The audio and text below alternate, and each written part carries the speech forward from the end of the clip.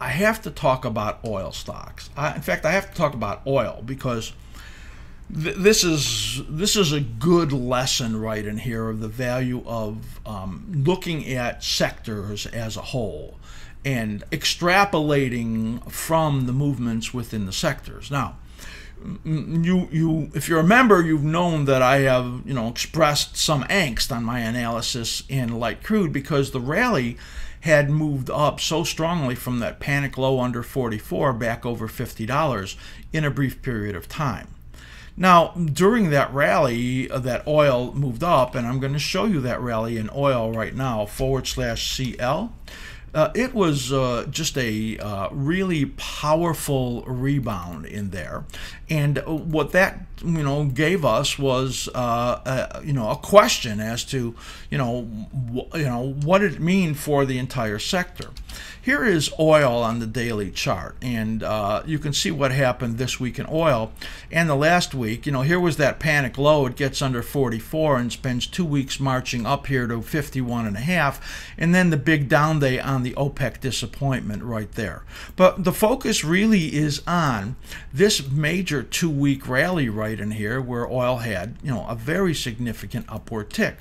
So if that was the nature of the up move in oil, you would expect that the energy stocks would have really super rebounds, but they didn't. I'm going to show you that and show you the stocks that had the biggest losses for the week and the fact that no buyers came in. I mean, it just was crazy that oil was marching up that way and the energy sector was practically ignoring it, as if investors, well, they didn't believe that OPEC had any chance of manipulating the market up. Well, think about that when you think about central banks and our whole stock market. But the point, I got on a tangent there, I know. But the point in here is that, I mean, it's like investors really knew. And I'm going to show you in here as the drillers had a really bad week, and their number of rigs has been picking up. So I wouldn't be surprised if that slows down. The worst stock of the week in the 320 stocks that we look at was Neighbor, NBR, and I'm going to show you some really horrible patterns in here. So take a look here at this NBR, and we'll just focus also on the last 2 weeks. Trading, first of all, you can see in here the cyclic patterns right in here. The rally, the sell-off, the rally, and the sell-off, and the sickening small rally, that's this one right in here, and the breakdown under that important level, which made it negative. So the last 2 weeks, while oil had that surge on the upside, almost nothing here. A little blip on the upside and then breaking down to new lows. Our projected low, and I'll keep track on this, is July to August for these drilling stocks. NBR, a loss of 17% on the week. Noble Corp, NE, almost the same story. Look at the last 2 weeks while oil was moving to the upside.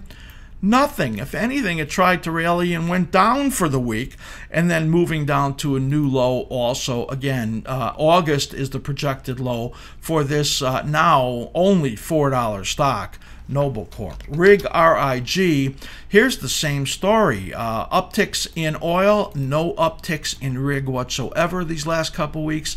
And then the acceleration to the downside, the projected low in oil here in July, also in rig and in Diamond DO. These are the offshores. Look at that. Now that has our cycle phased colored in there. And so you can see that, well, you get an upside move, it's green. When it breaks under the moving averages, it turns yellow for a correction that actually equaled the low right over here pretty bad. Look at that horrible rally back a couple of months ago, and once it breaks that low right there, it turns red. And man, look at that, all the way down to July, August is the projection for the downside there in Diamond Offshore also. These are horrible. Halliburton down 5% on the week also, and it has a better pattern. So Diamond, Rig were down 10%, Noble Corp down 12%, and NBR down about 17%. Just a monstrous downside move. One more we'll look at in this category is Schlumberger. This was down 3% on the week. And as you see right over here, it is really in a horrible pattern that you could see right over there also, and also projecting to August on the downside and here based on these cycle patterns. And that shows you how bad something could be. That's only part of it, because all I really did was show you the drillers right over there.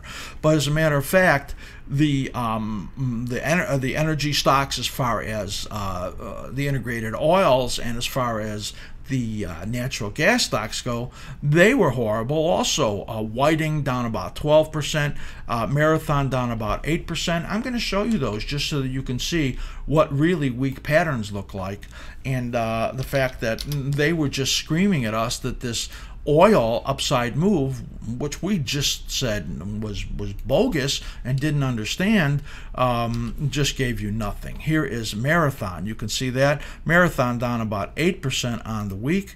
You can see did nothing in that 2-week rally and then breaks to a new low, again pointing to July as the period for the end of that decline on the downside. Whiting, WLL, sometimes I skip this one and then I get emails also pointing to big moves to the downside, as that one now has a breakdown. In the natural gas category, here is Devon, DVN, that one negative pointing to July, as it has had a break to the downside. In Devon, Apache, APA, another one that is already in a negatively configured pattern pointing to August. On the downside, you can see the overlapping patterns there in Apache and Anadarko and Devon, the natural gas stocks. Take a look at APA. Actually, here you have APA and you saw Devon. Take a look at Exxon, XOM. You can see this one. This one not broken down yet. Actually got a little uptick blip while oil went up. If you see Exxon down under 80.30, you know that that has broken to the downside. That's not far. It's holding up because it's part of the indexes. A heavy weight in there, and because the stock market's moving up, it stays strong. So you can see in here just extraordinary weakness in the energy sector, and that blip on the upside in oil didn't help it, and any more blips on the upside in oil likely not to help it. It would take a move over $52 in oil in order to, I think, affect this at all, and I think that is not a very strong likelihood. I hope you enjoyed that video. Be sure to subscribe to our YouTube channel, and also go to askSlim.com and become a level 1 member. No cost to you, and we have some special videos for you to see. I know you'll enjoy it. I'm going to the city and I'm going to a city show. And I know all my fans want to learn how to make some dough. I've been